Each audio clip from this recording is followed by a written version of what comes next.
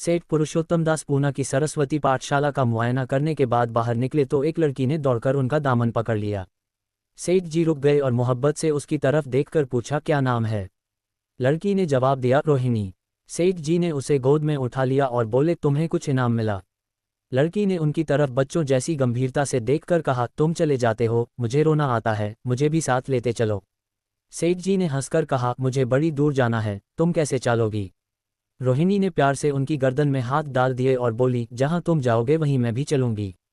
मैं तुम्हारी बेटी हूंगी। मदरसे के अफसर ने आगे बढ़कर कहा, इसका बाप साल भर हुआ नहीं रहा, माँ कपड़े सीती है, बड़ी मुश्किल से गुजर होती है। सेठ जी के स्वभाव में करुणा बहुत थी। ये सुनकर उनकी आंखें भर आईं।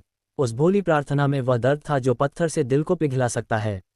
बेकसी और यतीमी को इससे ज्यादा दर्दनाक ढंग से जाहिर करना नामुमकिन था। उन्होंने सोचा, इस नन्हे से दिल में न जाने क्या अरमान होंगे, और लड़कियां अपने खिलौने दिखाकर कहती होंगी, यह मेरे बाप ने दिया है। वह अपने बाप के साथ मदरसे आती होंगी, उसके साथ मेलों में जाती होंगी और उनकी दिलचस्पियों का जिक्र करती होंगी। ये सब बातें सुन सुनकर इस भोली लड़की को भी ख्वाहिश होती होगी कि मेरे बाप होता। माँ की मोहब्बत में गहराई और आत्मिकता होती है जिसे बच्चे समझ नहीं सकते। बाप की मोहब्बत में खुशी और चाव होता है जिसे बच्चे खूब समझते हैं। सेठ जी ने रोहिणी को प्यार से गले लगा लिया और बोले, अच्छा, मैं तुम्हें अपनी बेटी बनाऊंगा, लेकिन खूब जी लगाकर पढ़ना। अब छुट्टी का वक्त आ गया है, मेरे साथ आओ, तुम्हारे घर पहुंचा दूं। ये कहकर उन्होंने रोहिणी को अपनी मोटर कार में बिठा लिया।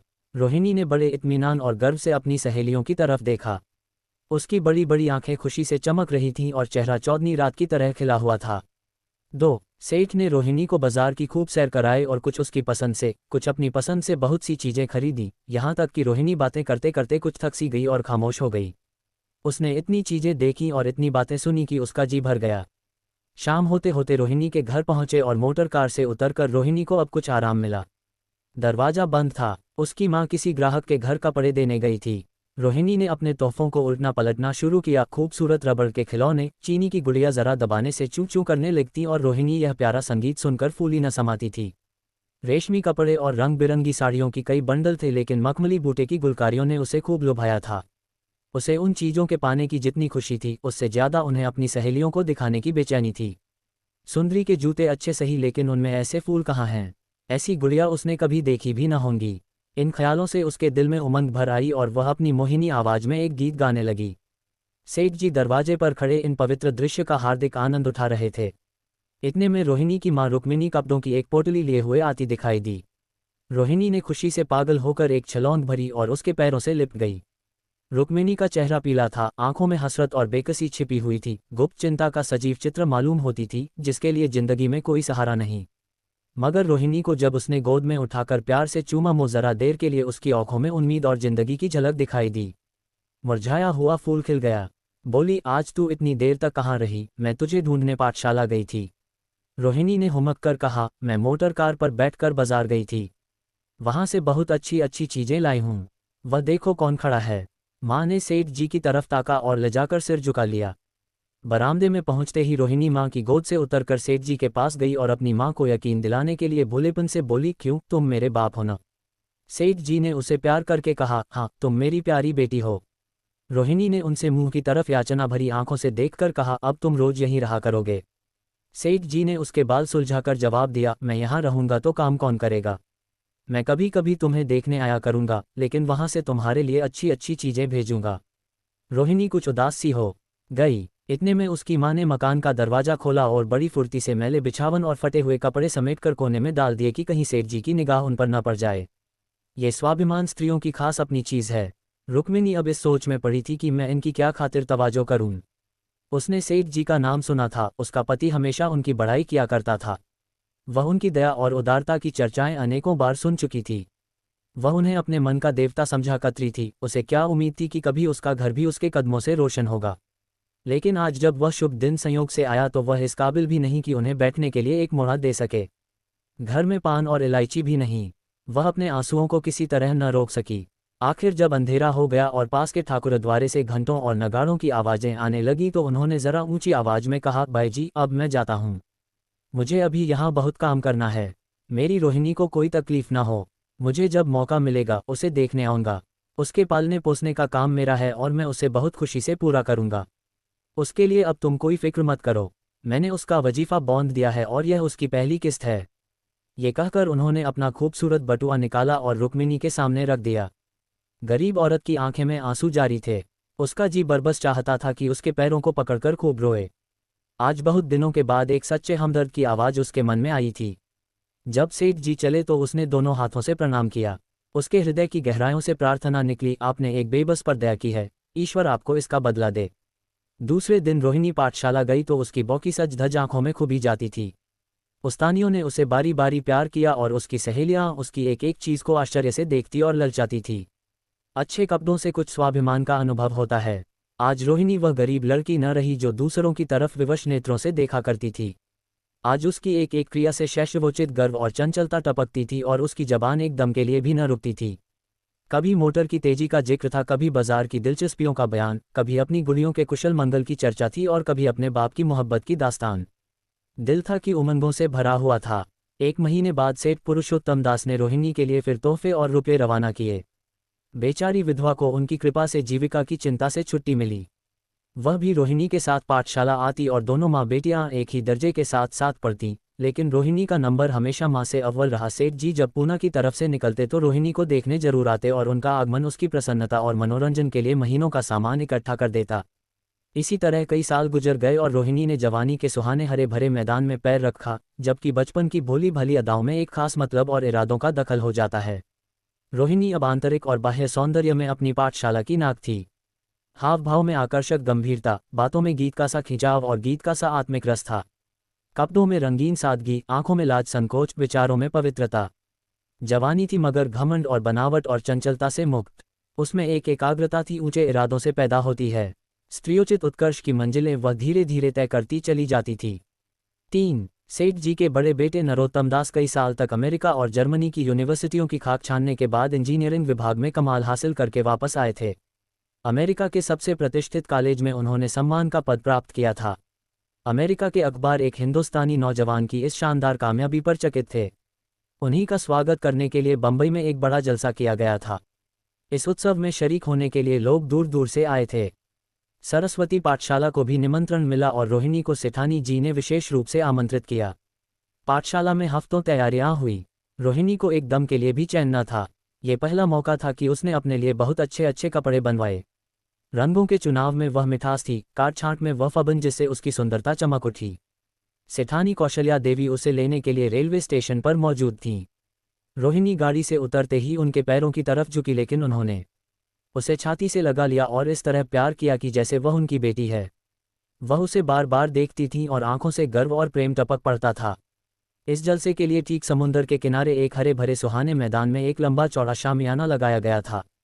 एक तरफ आदमियों का समुद्र उमड़ा हुआ था, दूसरी तरफ समुद्र की लहरें उमड़ रही थीं, गोया वह भी इस खुशी में शरीक थीं।